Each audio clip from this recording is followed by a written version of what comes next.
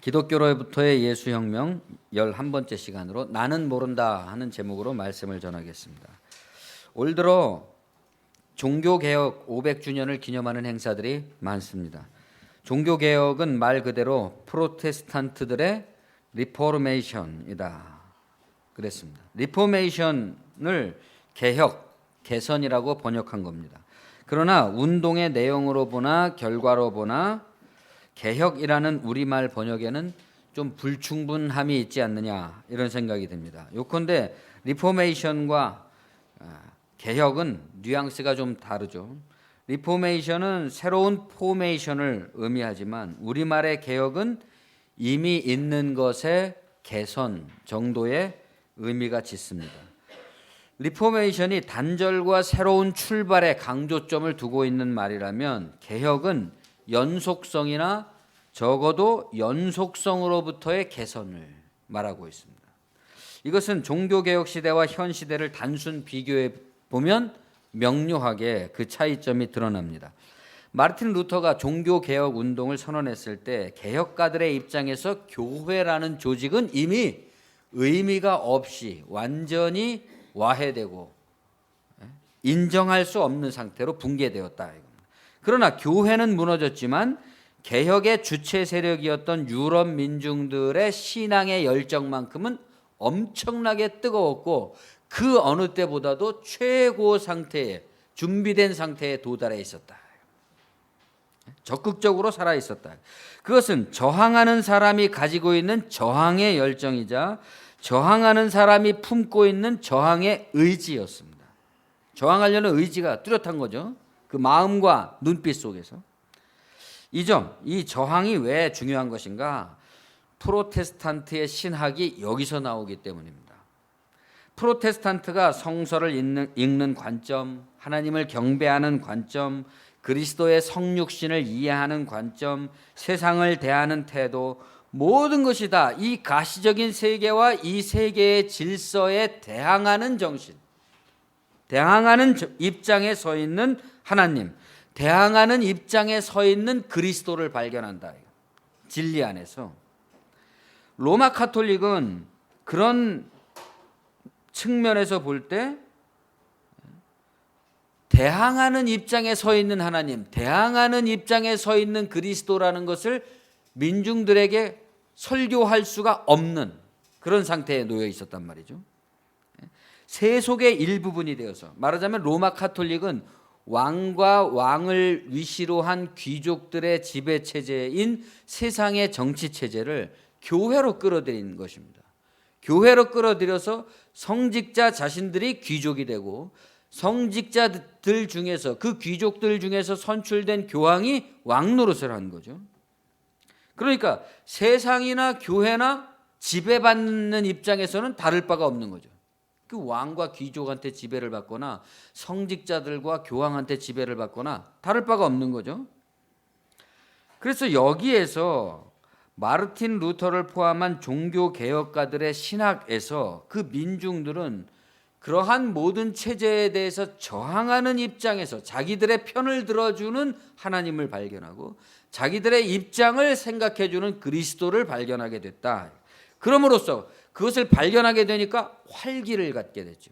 그전까지는 정치적으로 완전 지배 상태에 있어서 눌려 살고 있던 사람들이 그것보다 지금 우리를 지배하고 있는 것보다 더 원천적이고 근원적인 권력에 의해서 우리가 정당하다고 입증되고 있다, 지지받고 있다는 것을 알게 되니까 활기를 갖게 됐다. 반면에 현대 한국교회의 형편을 우리가 총람해 본다면 이와는 다르다 이겁니다. 한국교회는 그 어느 때보다도 조직과 구조에 있어서 확고하고 빈틈없는, 어디 하나 그냥 들어갈 데가 없는 그런 완벽한 교회 조직의 상태에 놓여 있습니다. 교회와 목회자들에 대한 성도들의 종속 상태라는 것은 가히 노예적이라고 할 수 있을 정도죠. 틀렸다는 것을 누구나 다 알고 있으면서도 그냥 복종하고 있는 상태입니다. 그러나 그러한 성도들의 충성심을 신앙심이라고 불러주기는 어렵죠. 비이성, 비지성, 맹목, 맹종 일변도에 빈틈없고 단단한 구조와 조직 아래서 과연 시냇물을 찾아 헤매는 사슴과 같은 갈망, 또 이리 가운데 살아가는 양과 같은 긴장성, 사냥꾼의 올무에서 벗어난 새와 같은 기쁨, 이런 것이 있을까요? 이 세계의 현상적 지배와 질서에 가담하지 않고 저항하려고 하는 프로테스탄트의 활기 있고 능력 있는 그런 신앙이 보입니까? 이렇게 질문을 하면 곧바로 이렇게 메아리가 돼서 되돌아오는 반문이 있죠. 그러면 우리들에게 신앙심이 없다는 말이냐? 이 한국 교회에 이렇게 무수한 이 사람들에게 신앙심이 없다는 말이냐? 그런 반론이 들려오는 것 같습니다. 그러나 그것을 신앙심이라고 값을 쳐주기는 어렵다. 무지는 논거가 될 수 없다. 스피노자라는 철학자가 한 말이라는데, 무지에서 비롯된 것은 논거가 될 수 없다는 거죠. 왜냐하면 하나님이 인간에게 자유를 주신 진리, 그리스도의 복음에 대한 적확한 믿음이 아닌 것은 진리에 부합할 수가 없기 때문이죠. 언젠가는 그 잘못됐다는 게 아무리 당분간 그런 것이 세력을 떨칠지라도 잘못됐다는 것이 결국은 드러나게 마련이다. 만일 그런 비이성, 비지성, 맹목, 맹종 일변도의 굴신을 갖다가 신앙이라고 한다면 그 그런 신앙의 가장 모범적인 모델, 이 지구상에서 지금 그런 비지성, 비이성, 맹종, 노예 상태, 그런 충성심을 신앙이라고 하는 가장 적절한 예를 들어본다면 어디가 되겠습니까? 남과 북이 서로 닮았다는 데 있어서는 이런 희비극도 없을 겁니다. 70년 만에 우리는 저절로 내적 통일을 이루었다, 이렇게 말할 수도 있겠죠. 물론 남쪽은 북쪽과는 다르지만 말입니다. 그러나 남이든 북이든 그 왕성하고 열렬하며 광적일 정도의 신앙의 표출, 이면에 얼마나 무력한 절망과 좌절과 공포가 드리워져 있는지 슬프게도 우리 자신이 너무나 잘 알고 있죠. 북한 사람들이 김정은이 박수 치면서 열렬히 환호하면서 광적으로 난리치는 거 보면 우리가 어때요? 불쌍한 마음이 들잖아요. 그들에게는 절망과 좌절과 공포가 들어있죠. 제가 말씀드리려는 점은 개혁이라는 말의 부적절함입니다. 개혁은 종교개혁 당시의 조직과 구조 자체에 대한 전면적인 리포메이션을 새롭게 건설하는 것을 주장했던 역사적 사실을 담아낼 수가 없다. 오늘날 우리가 사용하는 개혁이라는 말은 구체제에 대한 계속적인 인정을 포함하고 있다는 뉘앙스를 줍니다. 우리 자신이 개혁을 얘기할 때 이미 전에 있던 것들을 부정하는 게 아니라 그것을 감싸 안고 그것의 토대 위에서 조금씩 수리해 나가겠다는 생각들이 많다 이겁니다. 종교개혁 500주년을 맞아서 누구나 지금 개혁을 사고 팔고 있습니다. 장로교뿐만 아니라 감리교뿐만 아니라 침례교, 순복음까지도. 놀라운 현상이죠. 사실 종교개혁 운동은 장로교가 대표적인 거죠. 종교개혁 운동의 대표는. 물론 감리교도 종교개혁 운동을 이야기할 수 있지만 침례교와 순복음은 사실은 종교개혁 운동과는 좀 거리가 멀죠. 그러나 어찌됐든 간에 한국교회의 놀라운 현상이지만 모든 교파를 초월해서 다 종교개혁을 얘기하고 있단 말입니다. 그런데 더 놀라운 사실이 있습니다. 개혁되어야 될 대상들이 누구보다 더 크게 개혁 장사를 하고 있다는 겁니다. 개혁되어야 할 사람들이 누구보다 설레발을 치면서 개혁 나팔을 불고 있습니다. 그러나 그들의 주장을 자세히 들여다보면 한 가지 발견되는 공통점이 있단 말입니다.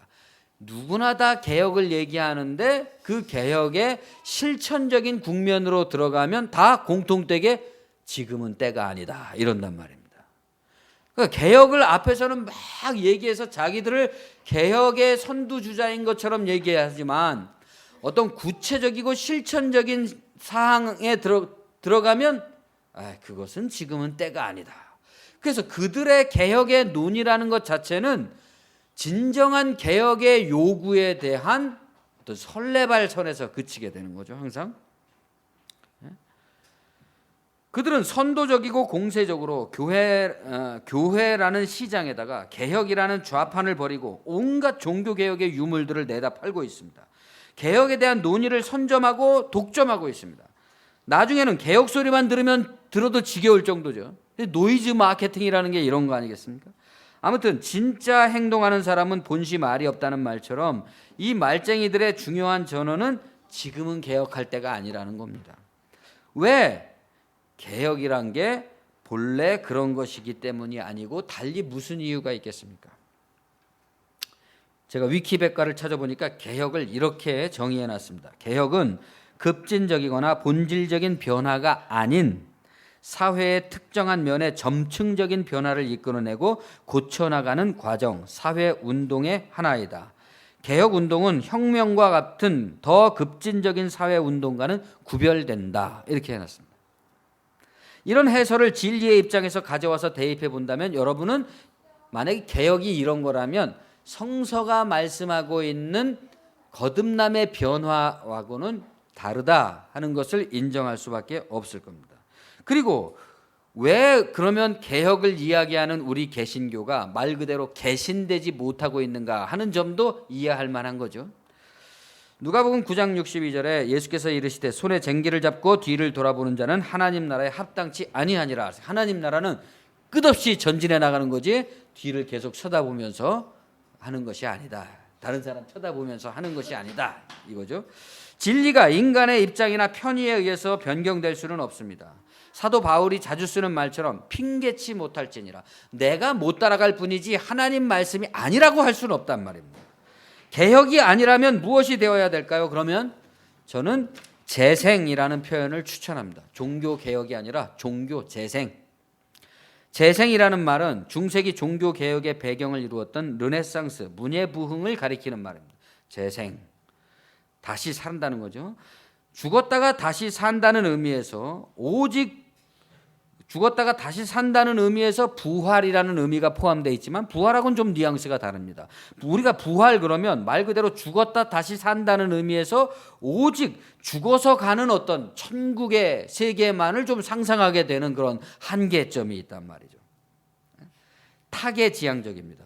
요컨대 부활이라는 것은 지금 살아있는 현재적 삶을 일깨워주기에는 20% 부족하다. 그래서 우리 기독교인들이 한국 교회 교인들이 누구보다도 부활을 많이 얘기하는데 그게 현재적이지가 않잖아요. 항상 타계지향적이죠.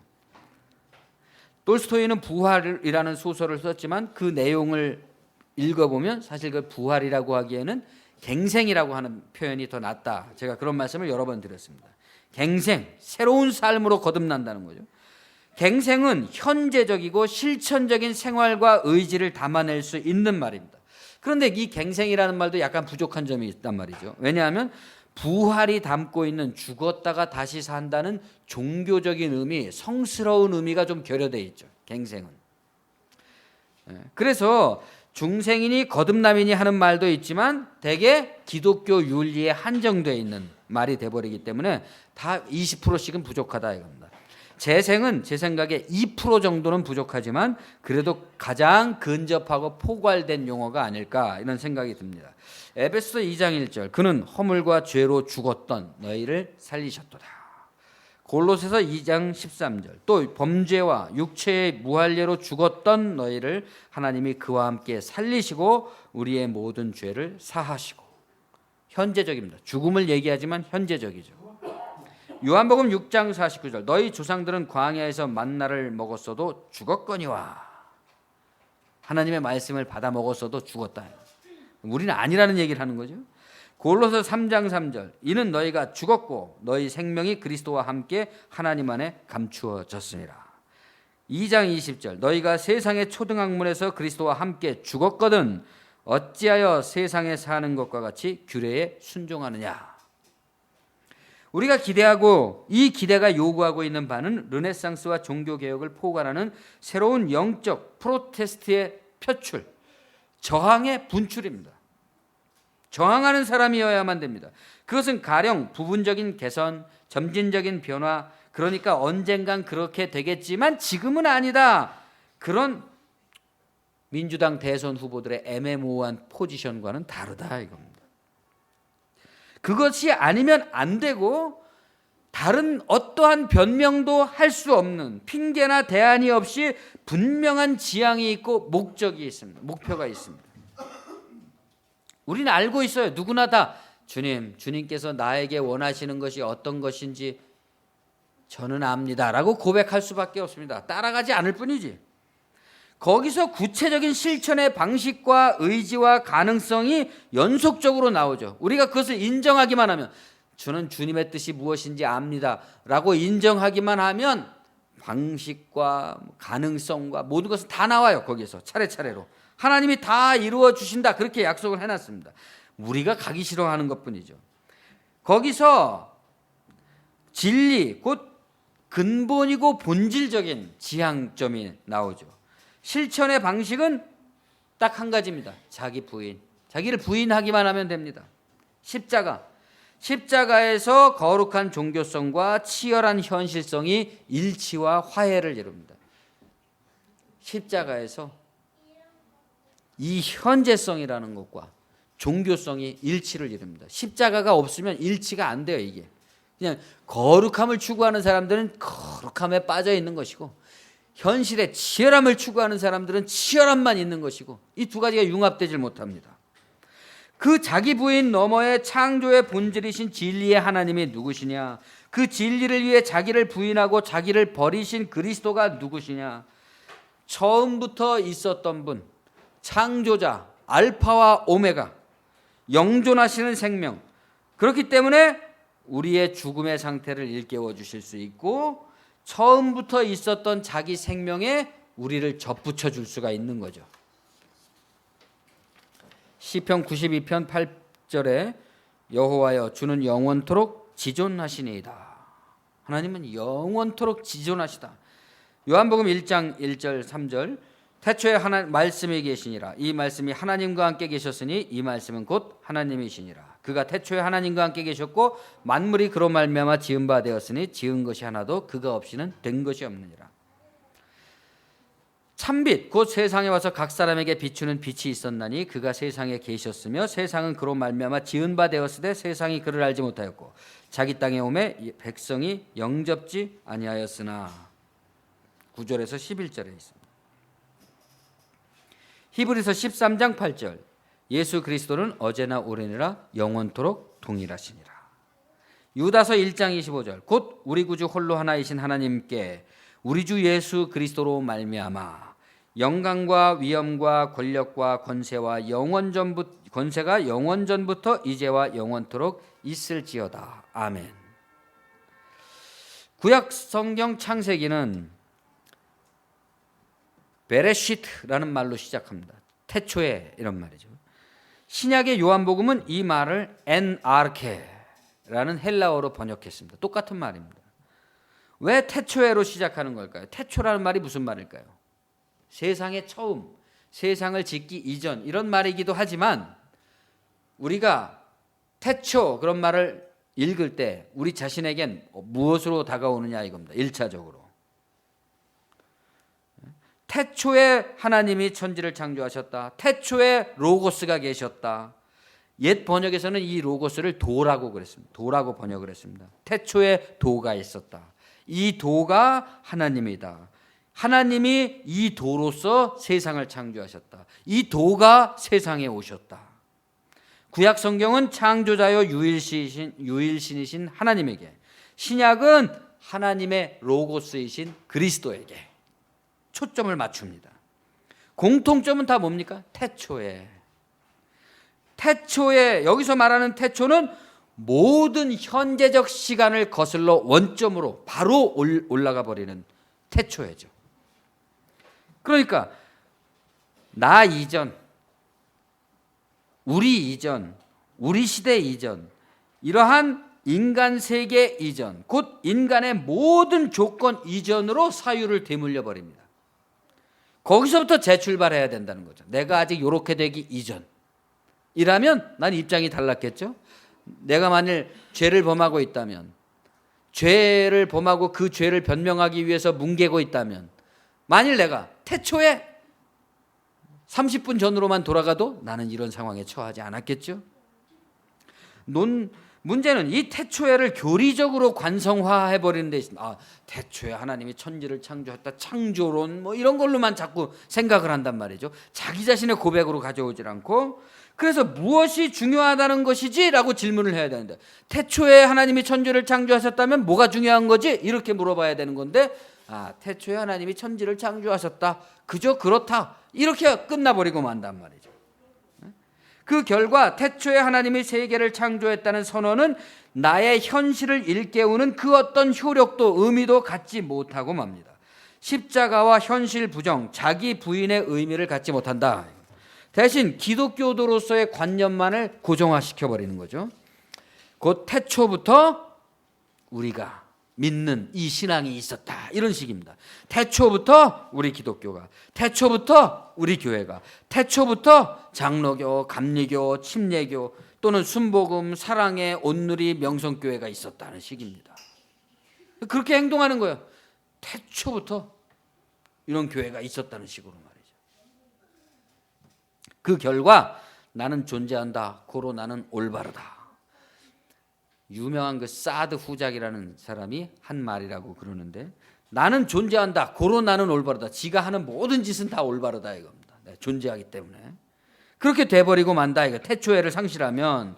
그래서 각자는 자기가 최고이며 개구리 올챙이적 생각을 못하듯이 처음부터 이랬던 것처럼 여긴단 말입니다. 소통하고 통합하며 변화될 가능성을 원천 차단하고, 오히려 변화를 두려워하고 변화를 요구하며 도전해오는 상대방들을 적대하게 되죠.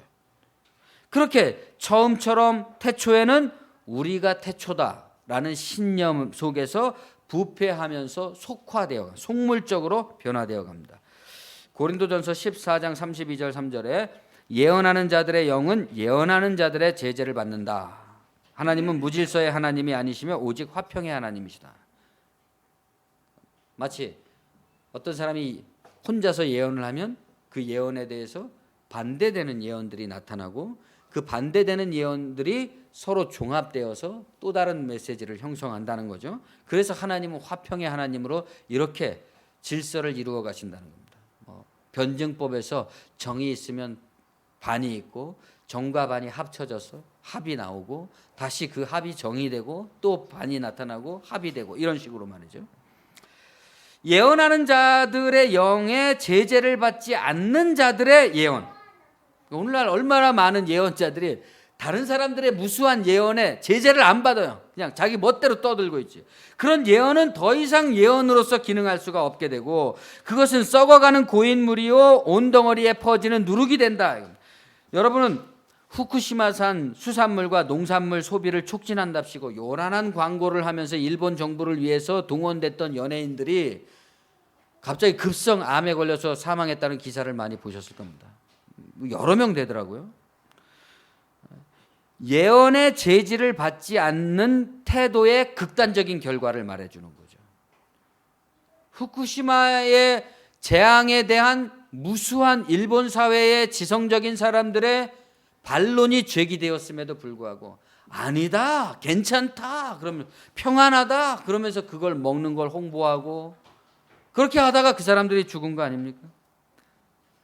우리가 물의 일부분이 조금 오염됐을 뿐이라고 해서 그 물을 기꺼이 마시는 사람은 없습니다. 음식의 일부가 상했을 뿐이라 그래서 그 음식을 즐겨 먹는 사람은 없습니다. 도리어 육축의 일부가 감염됐다고 그 지방의 모든 개체를 다 살처분하고, 바이러스에 감염된 사람이 발견됐다고 해서 그 집안의 모든 사람을 격리시키지 않습니까? 이것은 무엇을 말해주는 겁니까? 속화된 세계의 일부분이 되어버린 교회에게 그 교회의 조직과 구조 안에서, 그 교회의 조직과 구조 안에서 무엇을 기대할 수 있겠느냐 하는 겁니다. 그럴 필요가 있는 것이냐 하는 거죠. 누구와 무엇을 위해서, 여러분이 만일 그 안에 속해 있다면 여러분은 누구와 무엇을 위해서 거기에 속해 있을 것이라고 생각하고 있습니다. 많은 사람들이 교회를 걱정하네, 기도를 하네, 금식을 하네, 대각성 기도회를 하네 하면서 호들갑을 떨고 있습니다. 한편 그런 교회와 지도자들을 비판하고 자신은 건전한 신학적 입장을 가지고 있다는 것을 내보이는 많은 사람들이 있습니다. 그런데 놀라운 것은 제가 아는 한 그런 걱정을 하는 사람들도 그런 입장을 가지고 있다는 것을 남에게는 알리면서도 자기 자신들은 그 체제에 지난 10수년 동안을 그대로 있는 모습들을 보게 됩니다. 10수년 동안을 한결같이 걱정하고 기도하고 비판하면서 건전한 신학을 지향한다고 하면서 거기에 있는 겁니다. 왜 이럴까요? 나는 교회야말로 기독교 속화의 주범이자 진원지이자 산실이 아니냐 하고 말하고 싶습니다. 이제부터 우리의 진리의 싸움은 이 주범과 진원지와 산실을 대항한 싸움이 아니면 안 됩니다. 속화된 세계에서 교회가 아직도 빛과 소금이고 언덕 위에 등불이고 세상의 등대인 것이라면 보이는 현상적인 교회가 아니라 보이지 않는 본질, 이데아로서의 교회일 것입니다. 이데아로서의 교회를 지켜내기 위해서라도 가시적인 교회의 세속성과 싸우지 않으면 안 됩니다. 그러면 어떻게 싸울까요? 종교개혁은 그 역사적 사례를 우리에게 제공해 주고 있습니다. 어떻게 싸워야 되는지. 오직 성서, 오직 성령, 오직 은혜. 복음에는 하나님의 의가 나타나서 믿음으로 믿음에 이르게 하나니 기록된 바 오직 의인은 믿음으로 말미암아 살리라 함과 같으니라. 믿음 때문에 거기에 가담하지 않는 거죠. 가담하지 않을 수 있는 것이 최소한이고 더 나아가서는 우리 자신들의 건전한 믿음을 분출시켜야 된다.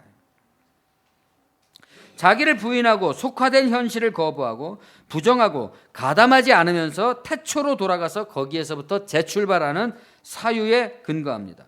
한국 교회는 지금 이미 규정된 완고함 때문에 창조의 영감이라는 그 신앙의 원동력을 상실해 버렸습니다.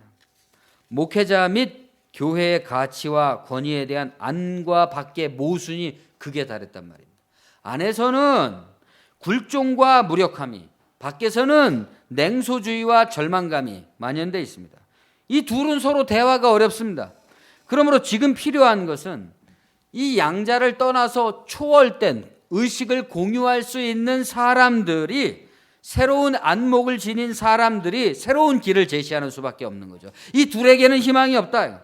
지금 현실이 무엇에 냉소하고 절망하는 것인지 그 직시하는 바를 공유하고 거기로부터 용기 있게 출애굽할 수 있는 행동적인 사람들, 그들에게서 기독교는 새로운 르네상스, 종교개혁, 문예 부흥과 재생, 영적, 도덕적, 윤리적 갱생을 맞이할 수 있게 될 겁니다.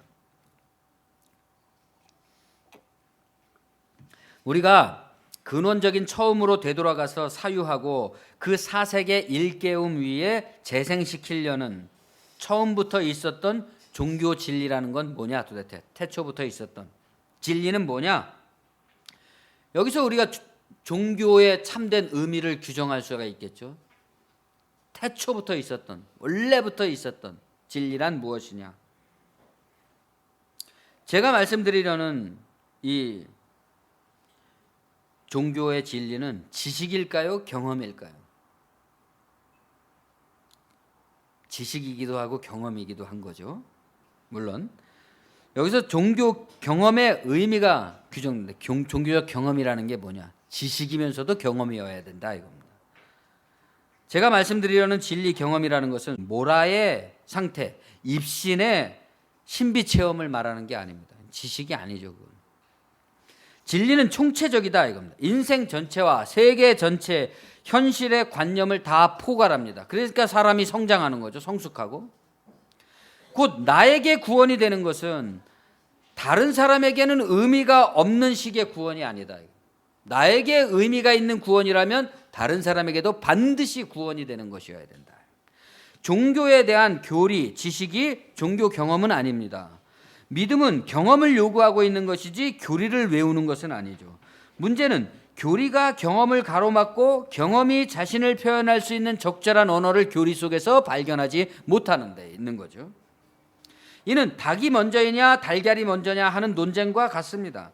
간과돼서는 안 될 것은 닭이냐 달걀이냐가 중요한 게 아니라 닭도 중요하고 달걀도 중요한 거죠. 닭이 있으니까 달걀이 나온 것이고 달걀이 있으니까 닭이 나오는 것이죠. 진리에 있어서 지식과 경험은 이와 같습니다. 오늘날 이런 형편에 다다른 교회는 이 모양을 낳은 교리와 그 교리가 낳은 경험의 산물이지 다른 것이 아닙니다. 교리는 올바른데 경험은 잘못됐다거나 경험은 올바른데 교리가 틀렸다는 것은 말이 안 됩니다. 둘 다 문제아를 잉태해서 문제아를 낳고 있는 거죠. 프랑스의 기독교 사상가 자크 엘르이라는 분이 뒤틀려진 기독교라는 책에서 이 점을 지적했습니다. 기독교는 올바른데 현대 교회는 잘못됐다. 이런 식의 말은 그 자체가 틀렸다는 진단을 내리는 겁니다. 이렇게 틀린 기독교가 나타난 데에는 반드시 왜곡되고 굴절된 교의가 작용한다. 거기서 전면적이어야 하고 미온적이면 안 되는 부정과 거부의 정당성이 나옵니다. 우리가 그것을 거부하고 부정하지 않는 이상은 이 상태가 그냥 계속될 거라는 거죠. 우리가 열망하던 이것을 과감하게 결별하고 청산해 나가는 과정, 냉정한 청산의 과정이 필요한데 그것을 건너뛰고 두루뭉술이 해갖고 그냥 다 좋은 게 좋은 거 아니냐 이제는 이런 식으로 거기서는 아무것도 이룩하지 못하고 다시 원상태로 돌아가는 거죠.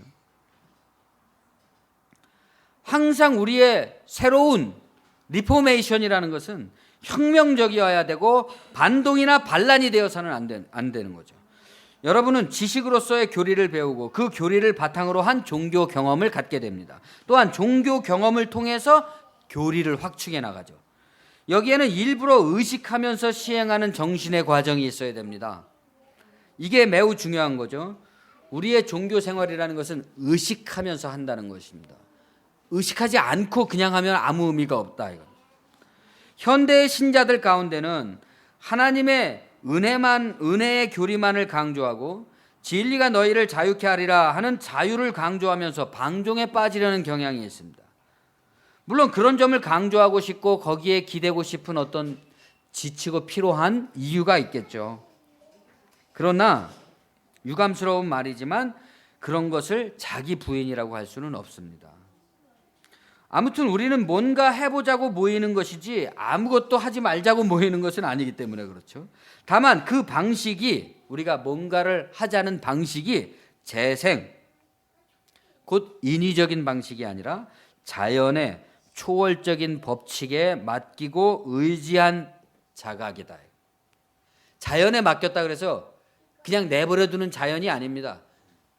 자연의 의지에 맡긴 각성된 자세다. 그런데 또한 그 자연에 맡긴다는 게 자연스럽지가 않습니다. 그대로 놔두면 자연인가요? 그게 아니죠. 풀을 뽑고 물을 주고 김을 메고 가꾸어야지만 열매를 먹게 되는 거죠. 종교 생활도 관심과 열정과 열망이 있어야지만 곧 사랑이 있어야지만 결실을 맺게 됩니다. 사랑이 있어야 결실을 맺잖아요. 어디나 농사를 짓거나 사업을 하거나 뭐 가정 부부 생활을 하거나 다 사랑이 있어야 결실을 맺습니다.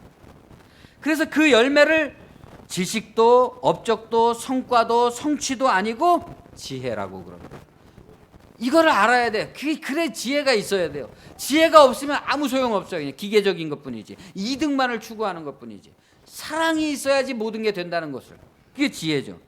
데살로니가에 있는 사람들은 베레아에 있는 사람들은 데살로니가에 있는 사람들보다 더 너그러워서 간절한 마음으로 말씀을 받고 이것이 그러한가 하여 날마다 성경을 상고함으로 그 가운데 믿는 사람이 많고 또 헬라의 귀부인과 남자가 적지 아니하나 데살로니가에 있는 유대인들은 바울이 하나님의 말씀을 베레아에서도 전하는 줄을 알고 거기도 가서 무리를 움직여 소동하게 하거늘 형제들이 곧 바울을 내보내어 바다까지 가게 하되 실라와 디모데는 아직 거기 머물더라.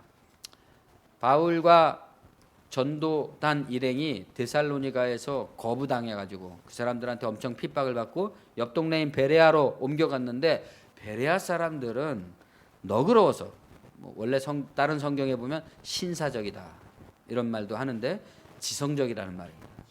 지성적이어서 말씀을 간절하게 받고 이것이 그러한가 하여서 알아보려고 날마다 상고함으로 지성적으로 접근함으로 그중에 믿는 사람이 많고 또 헬라의 귀부인과 이방인들 중에서 귀부인들 좀 잘 사는 사람들 남자가 적지 않아요. 뭐 이런 말로 미루어서 볼 때 초대교회는 거의 여자들이 많았다고 볼 수 있겠죠. 좀 무식한 계층과.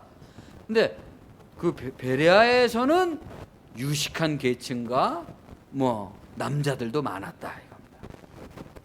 그러니까 그 소식을 듣고 데살로니가에 있던 유대인들이 베레아까지 찾아가서 바울을 또 죽이려고 막 시도를 하니까 사람들이 바울을 빨리 바다로 다 도망시켰다. 이런 내용입니다.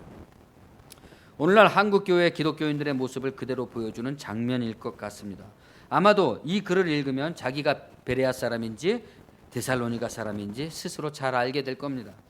지혜란 여기 보이는 두 부류의 사람들 속에 있고 없고 하는 거죠. 지혜란 있고 없고에 따라서 이와 같이 삶의 모습과 자태와 행동이 달라집니다. 그것이 그들의 개인의, 가족의, 사회의, 국가의 미래 전망을 바꾼다는 건 너무나 자명합니다. 단기간에 생기거나 변화되는 것이 가능한 게 아니라 1년의 지속성으로부터 나오는 것이기 때문이죠. 저력입니다. 저력. 지혜라는 것은 산발적이고 단발적이고 변덕맞은 게 아닙니다. 지혜로운 사람은 그냥 한 번에 지혜로운 게 생기는 게 아니죠. 뭐 일의 성취라든가 성공이라든가 뭐 어쩌다가 행운이 온다든가 이런 거는 단발적으로 될 수가 있지만 지혜는 안 됩니다. 그것은 부단한 정신의 수련을 통해서 얻어지는 인식의 감각입니다. 지혜라는 것은. 이곳 베레아의 유대인들은 데살로니가의 유대인들보다 지성적이어서 신사적이어서 고상해서 말씀을 열심히 받아들이고 날마다 그것이 사실인가 하여서 성경을 연구했다. 무조건 배척한 게 아니라 정말 맞는 말인가 주의 깊게 들어보고 그 말이 맞다고 판단되니까 그 말을 더 알아보려고 연구했다. 고상하다는 말이 개역개정에서 너그럽다고 번역되어 있는데 충분하지 않죠. 고상한 태도라는 것은 지혜로운 태도를 말하죠.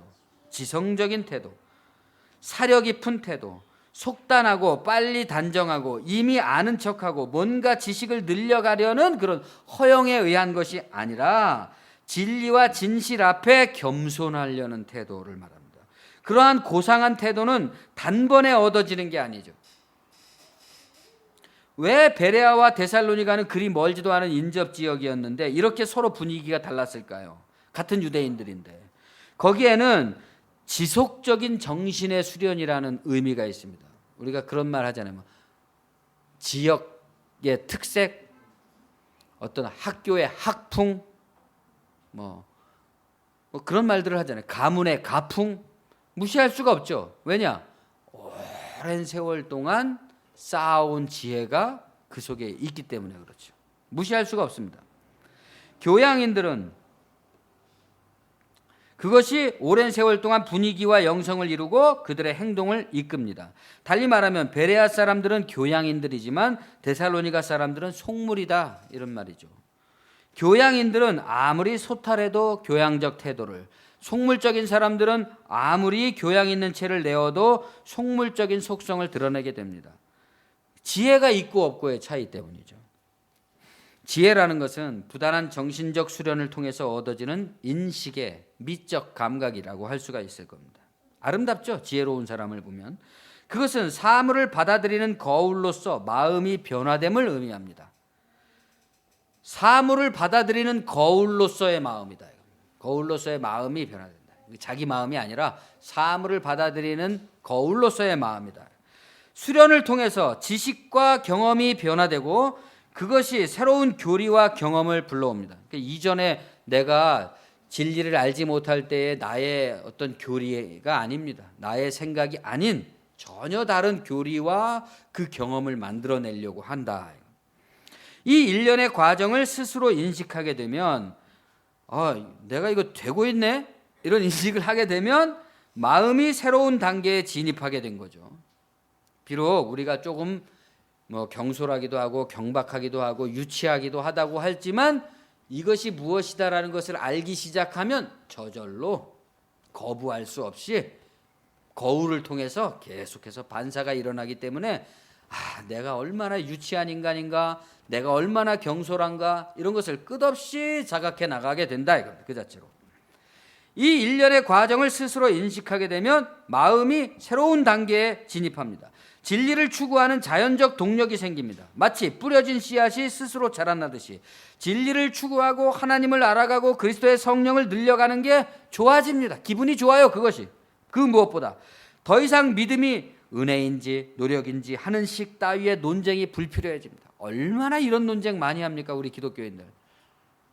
은혜로 구원받는 거냐, 노력으로 구원받는 거냐, 뭐 이런 믿음이 먼저냐, 은혜가 먼저냐, 이런 식의 논쟁들 얼마나 많이 합니까? 그런데 이제 이것이 이루어지면 그런 논쟁 끝난다.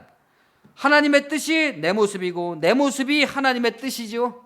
달리 있을 수가 없습니다. 하나님의 은혜가 내 노력이고 내 노력이 하나님의 은혜이죠.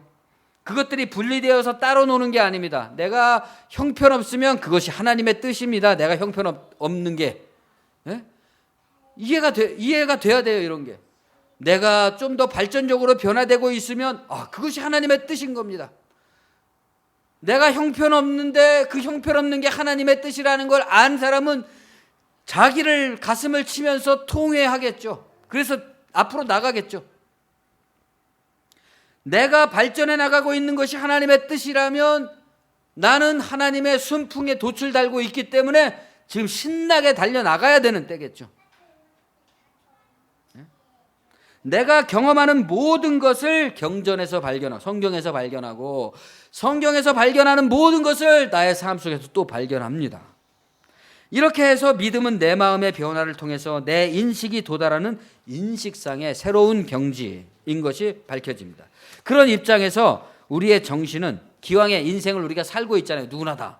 그래서 우리가 가진 각 사람의 정신이라는 것은 하나님과 그의 로고스이신 그리스도와 더불어서 날마다 갱신하고 갱생하고 재생하고 부활하고 있다. 원래 이 진리가 모든 만물 속에 들어있어서 날마다 재생하는 겁니다. 우리는 하루의 일과가 끝나면 잠을 자잖아요. 잠에는 뭐가 있습니까? 잠과 꿈이 있잖아요. 죽음과 똑같은 거 아니겠습니까? 다시 그 다음날 재생하고 부활합니다. 이것이 베레아 사람들이 진리 앞에서 겸손한 태도, 삶에 있어서 고상한 자태인 것입니다. 늘 깨어서 자각하고 항상 인식하며 배우되 그 가르침 앞에서 나는 모른다 하는 자기 부인의 태도, 허영에 의한 자기 과시의 이면으로서의 나는 모른다가 아니라, 우리가 그런 때 있잖아요. 저는 잘 몰라요. 근데 모르는 게 아니 다 알고 있으면서 하는 말일 경우들이 있잖아요. 그런 게 아니라 진정으로 이 미지이신 하나님 앞에 정말 주님, 나는 당신을 알지만 당신을 알지는 못합니다 하는 그런 고백, 알지 못합니다. 이 나는 모른다는 정직한 태도, 그 자기 비움의 공간 주변으로 베레아인과 같은 고상한 기풍이 깃든다. 나는 모른다는 태도를 가질 때 사람은 지혜로워 보이고 아름다워 보이고 거기서 뭔가 성숙해 되어가고 발전되어가는 뭐가 나온다. 일례로 우리는 경전을 참고하고 연구를 계속합니다. 그러나 예전처럼 성경 구절을 암기하거나 완독의 횟수를 염두에 두는, 나는 몇 번 읽었다, 어떤 사람은 성경 100독 했다 이러면서 그 자랑하잖아요. 그런 식의 경쟁적인, 누구와 경쟁을 하는 걸까요? 목표를 갖지 않습니다. 그런 것들은 학생들을 훈련시키기에는 다소 유리할지 모르겠지만 자칫하면은 그 사람을 영영 유치한 상태로 남겨버릴 수가 있단 말입니다. 교회는 오랫동안 교구 관리나 프로그램이나 선교, 봉사 같은 교육적 활동들을 대개 이런 식의 경쟁 체제로 유지해 왔습니다. 1교구 헌금 얼마, 2교구 헌금 얼마, 이런 식으로 말이죠. 그래서 항상 경쟁과 비교 우위로 판단하는 자라지 않는 어른들을 만들어냈어요. 그것은 종합적인 목표를 갖지 못하고 단기적인 성취에 도취하거나 누군가 경쟁자나 지도자의 칭찬에 목을 메고 있는 사람들과 같이 보입니다. 목회 자체가 하나의 시장 체제가 돼버린 거죠. 목적 상실, 목표 실종, 나무는 보면서 숲을 보지 못하는 것처럼 어떤 특정한 수련이나 목표에만 의지하고 매달리는 사람은 자칫 자기만의 방식이나 전통에 빠져버리고 말죠. 그래서 우리가 그리스도인이라고 해서 진리로서 공유되고 하나 되는 그런 게 있는 게 아니라 자기가 다니는 교회의 특징적인 것이 너무나 두드러져요. 사람들. 나는 어느 교회야? 나는 어느 교회야? 이런. 그래서 무슨 큰 수련회 같은 곳에서 기독교인을 만나도요, 굉장히 서먹해요. 하나가 되기가 어려워요. 자기만의 전통, 묵은 포도주를 마시고 새 것을 원하는 자가 없나니 이는 묵은 것이 좋다 함이니라. 그런 사람은 다른 사람의 것을 받아들이기를 두려워서 새로운 것을 꺼리면서 자기가 옳다고 믿는 것에 대한 신념에 있어서 완고하고 편협하다. 그런 분석이 있습니다. 프랑스 대혁명을 통해서 보수와 진보라는 개념이 나타났는데, 대혁명을 찬성하는 사람을 진보라 그러고 반대하는 사람을 보수라 그럽니다. 보수주의의 보수주의적 행동의 원동력이 뭐냐? 두려움입니다. 새로운 것의 두려움. 자기가 알지 못하는 것, 참가하지 못한 것, 지금까지 생각하지 않았던 것에 대한 두려움. 그것을 받아들이는 것에 대한. 진리의 표현은 개성만큼이나 다양하고 기발한 형태로 가능합니다. 한국 교회는 지금 동성애 반대와 이슬람 반대의 극우적 두려움이 낳는 어떤 수구적 완고함 한 가지로 자기를 표현하고 있습니다. 여러 가지가 있을지라도 결국 실천의 장으로 가면 다 그리로 모이는 거예요.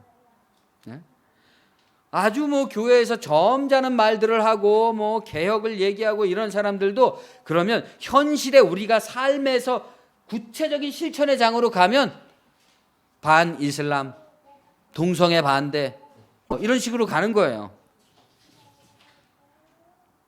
경전에 대한 고상한 태도가 없기 때문입니다. 지혜로운 모습이 안 보여요. 베레아 사람 같은 고상한 태도가 없으므로 데살로니가 사람 같은 속물적 경향만이 날 것으로 드러나고 있습니다. 경전은 우리로 하여금 끊임없이 공부해야 된다는 것을 일깨워 줍니다. 이 성경은 아무리 읽어도 공부를 많이 하면 다 알아지고 마스터 되는 게 아니에요. 그 옛날에 읽었을 때가 다르고 지금 읽었을 때가 다르고, 또 내가 공부한 것 말고도 무수하게 다른 말을 하는 사람들이 얼마나 많은지 그 사람들의 말에 귀를 기울여 보면 이야, 어떻게 저런 해석이 가능하게 됐지? 하는 식으로 놀라운 마음을 갖는단 말입니다.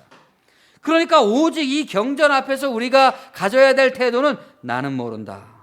나는 모른다는 암. 그러나 경전을 제대로 공부하지 않고 어떤 신앙의 수련, 이데올로기, 교파적 특징 이런 것에 몰두하게 되면 나는 모른다가 아니라 언제나 나는 좀 안다. 이런 태도를 갖게 된다 말이죠. 하나님은 태초에 세상을 창조하신 분이므로 보이는 이 세계를 부인하고 부정할 때만 알려집니다. 그렇죠? 지금 세상을 창조하신 분이 아니라 태초에 세상을 창조하셨단 말입니다. 그러니까 지금 세상을 부인해야지만 태초가 보여요. 이 세계와 자기 자신이 자기의 생각과 자기가 일체화되어서 살아가는 사람이 말하는 하나님이라는 것은 우상 숭배하는 사람이 자기가 유리한 대로 상상하고 있는 하나님과 다를 바가 없습니다. 태초로 돌아간 하나님을 말해야 되는데 자기 상황 속에서 하나님을 얘기한다. 그것은 하나님을 안다 하는 태도로서 결국에는 자기가 하나님인 것일 뿐입니다. 진리를 따르는 생활은 나는 모른다는 태도로 항상 깨어서 배우는 생활입니다. 나는 모른다. 그렇기 때문에 주님 저를 인도해 주셔야 됩니다. 나는 모른다는 태도 속에서 고상한 마음이 익어갑니다. 경전의 지식 역시 자기 강화의 도구가 아니라 자기 수련이 아니면 안 됩니다. 교리도 나의 수련이다. 단지 교의만을 따르고 신봉하는 것으로는 경험을 가진 신자라고 할 수가 없습니다. 우리의 종교 생활은 두 가지를 충족시켜줘야 된다. 첫 번째는 태생적으로부터 나를 지배해오고 있는 온갖 감정의 노예 상태로부터 나를 해방시켜줘야 됩니다. 1차적으로. 여러분은 교회에 와서 하나님의 말씀을 배우면 첫 번째로 자기가 인식했든 못 인식했든 지금까지 태어나서 지금까지 나를 지배해오고 괴롭혀오고 노예 상태로 묶어왔던 감정 상태로부터 벗어나야 된다. 둘째는 계속해서 그런 자유의 상태를 유지해 나가야 된다 하는 것입니다. 이게 가능해야 되는 거예요, 종교 생활에서. 첫 번째를 경험하는 것도 어렵지만 두 번째를 유지하는 것은 더더욱 어렵습니다. 특히나 일관성이 중요한 거죠. 이 두 가지에서 일관성이 있어야 된다. 이 일관성은 어디로 나가는 겁니까? 남에게 대접을 받고자 하는 대로 너희도 남을 대접하라. 거꾸로 한다면 내가 남에게 심판을 받기 싫어하는 대로 너도 남을 그렇게 심판하지 말라. 내가 남에게 심판을 받고 싶은 대로 너도 남을 심판하라. 이런 말이죠. 일관성이 있어야 된단 말입니다. 내가 나의 노예적 감정 상태로부터 나를 이루고 있는 이 모든 감정 상태로부터 벗어나기를 원한다면 타인도 마찬가지라는 거예요. 그리고 내가 이 상태를 유지하고자 한다면 타인도 마찬가지라는 것을 가져야 된다는 거죠. 그 일관성을. 내가 대접을 받고자 한다는 것의 실체는 관념적이고 대략적인 것이 아니라 구체적이고 실체적인 것입니다. 우리 사랑받고 싶으면 어때요? 사랑받고 싶은 게 무슨 관념적인 건가요? 구체적인 겁니다. 그리고 그것은 타인에 의해서 영향도 받지 않으면서 타인은 침범할 수도 없는 개인의 양심의 영역에 속해 있습니다. 내가 이 정도로 해줬으면 넌 된 거 아니야? 이게 아니에요. 그 사람의 입장은. 나의 입장은, 나의 이 마음이 충족이 돼야 되는 거죠. 나의 이 감정의 노예 상태로부터 벗어날 수 있을 정도가 돼야 되는 거죠. 여기서 나오지 않는 윤리성이라면 필연적으로 그 사람이 도달한 곳은 자기 기만과 모순일 수밖에 없는 것입니다. 다시 말해서 공부든 수련이든 노력이든 봉사든 선교든 그 자체는 아무것도 아니다. 그 자체로는. 그것은 강을 건너는 배와 같습니다. 여러분, 우리가 이렇게 모여서 교회 생활을 하고 또 교회 생활 속에서 중요하게 요구되는 거, 또 뭐 서로 협력해야 되는 거, 서로 뭐 일을 나누어야 되는 거, 뭐 이런 것들은 그 자체로 중요한 것은 아니다. 그건 배와 같다. 강을 건너는. 강을 건너기 위해서라면 필수적이죠, 배라는 것은. 그렇지만 건너는 다음 순간 배는 버려집니다. 강을 건너는 배가 너무나 좋기 때문에 강을 건넌 다음에 보트를 다 짊어지고 가는 사람은 없다 이겁니다. 길을. 강을 건넜으면 배는 버리는 거예요. 마르틴 루터의 종교개혁 신학에도 영감을 준 중세기 도미니크의 회의 신비사상가 마이스터 에카르트라는 분이 신학의 궁극적 모습은 전체의 침묵이다 이런 말을 했습니다. 좀 어려운 말이죠. 신학의 궁극적 모습은 전체의 침묵이다. 저의 침묵만이 아니라 여러분들의 다, 우리 모두의 전체의 침묵이다. 그 전체의 침묵이라는 건 우리 전체가 다 알아버렸다는 거죠. 인식하고 수용했다는 성숙함을 말하는 거잖아요. 전체의 침묵이다. 가령 불교의 고승들의 일화를 보면 진리의 가르침을 직접 요청하는 제자들을 스승이 갑자기 머리통을 때리는 일화들이 많이 나옵니다. 제자는 아주 진지한 질문을 하고 있는데 그래서 스승의 입에서 무슨 대답이 떨어질까 그러고 기대하고 있는데 갑자기 머리통을 때리는 거예요. 정신이 확 나게. 왜 그럴까요? 때리는 것은 깨우침과 그 방식을 일깨워주는 겁니다. 갑자기 때리는 것은. 깨우침과 그 방식. 깨우침은 한 대 얻어맞는 것과 같은 그런 것이고 그 방식은 갑자기 단박에 일어난다는 거죠. 그것은 말로 표현할 길이 없이 전적으로 개인의 머리와 가슴 속에서만 일어나는 사건입니다. 그러니까 물론 점진적으로 일어날 수도 있겠죠. 교회 안에서 태어나서 모태신앙으로 태어나서 그냥 어렸을 때부터 교회 다니는 게 그냥 일상화되어서 그냥 한 번에 어떤 큰 변화도 없이 하나님 원래 계신 거 아니야? 그러면서 믿는 사람도 있죠. 그러나 자기의 자각이 일어나야죠. 남의 발 붙잡고 천국에 갈 수는 없다 이겁니다. 자기에게 자각이 일어나는데 그 자각이라는 건 크거나 작거나 항상 머리통 한 대 맞는 것과 같이 갑작스럽고 순간적으로 일어난다 이거죠. 말이나 지식이 아닌 경험을 말하는 거죠. 우리가 태초부터 계신 하나님 진리에 대한 것은 분명 지식인데 그 지식을 경험할 때는 그냥 이 수능 공부하듯이 그런 식의 공부가 아니다. 그런 경험이 아니다. 종교는 그 경험에 대해서 가르칩니다. 에크하르트는 또한 이러한 신앙의 궁극적인 목표는 자비가 아니라, 이게 사랑이 아니라 무심이다 그랬습니다. 무심. 기독교 사상가 중에서 이런 분이 있다는 게 참 놀랍잖아요. 우리의 궁극적인 목표는 사랑이 아니라 무심이다. 침묵과 무심은 완전한 수용 속에 들어가 있음을 의미합니다. 완전한 포기, 자기 포기죠. 무건이라는 거 있잖아요. 저도 그런 거 많이 느끼거든요. 애들하고 또 집사람하고 이렇게 가정 생활을 하면서 내가 참 쓸데없는 말을 많이 하고 있다는 생각이 많이 든단 말입니다. 그러면은 그럴 때는 내가 이렇게 쓸데없는 말을 자주 많이 짓거리고 있구나. 그래서 좀 더 말수를 줄여야지. 그리고 무건을 해보려고 그런단 말이죠. 그러니까 무건이라는 것은 말을 단순히 입을 다물고 안 하는 게 아니라 그 말을 내적으로 소화하는 거죠.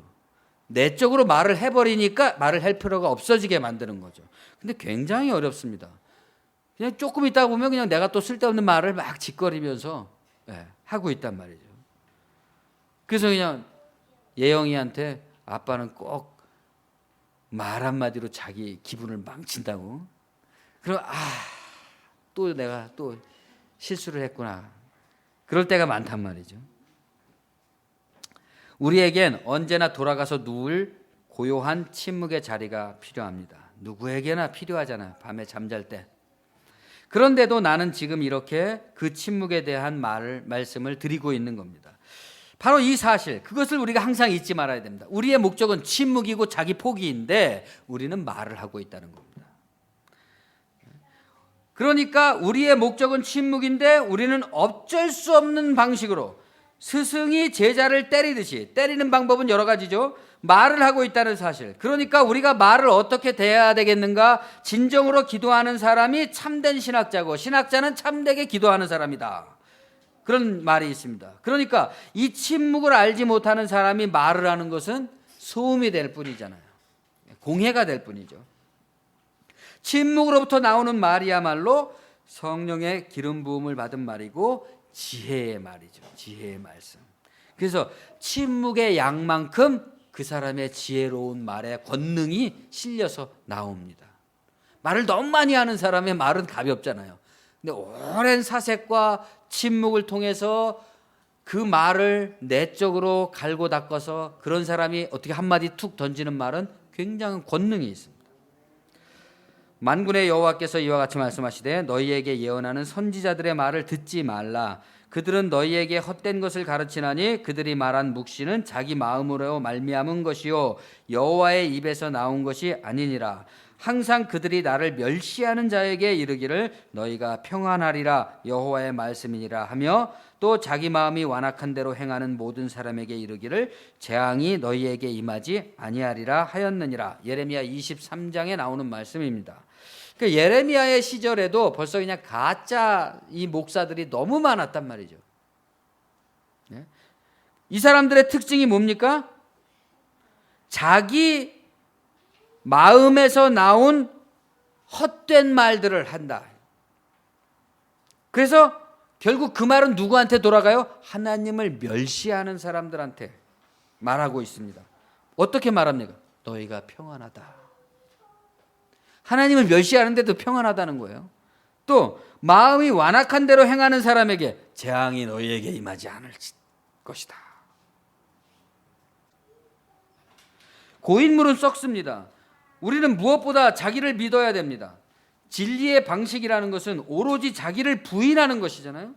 자기를 부인하는 방식을 고수할 수 있는 가능성은 자기를 믿는 사람한테만 가능하다. 자기를 믿어야 됩니다. 자기가 어떤 존재인지를 믿어야 됩니다.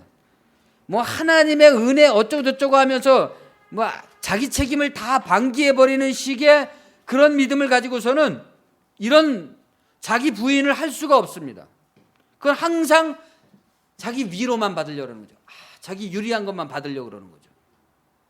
지금 행하는 신앙생활이 자기 부인으로부터 나오고 그리로 돌아가는 것이라면 지금 우리의 교리는 올바르고 효과적인 것이며 더욱더 키워나가야 됩니다.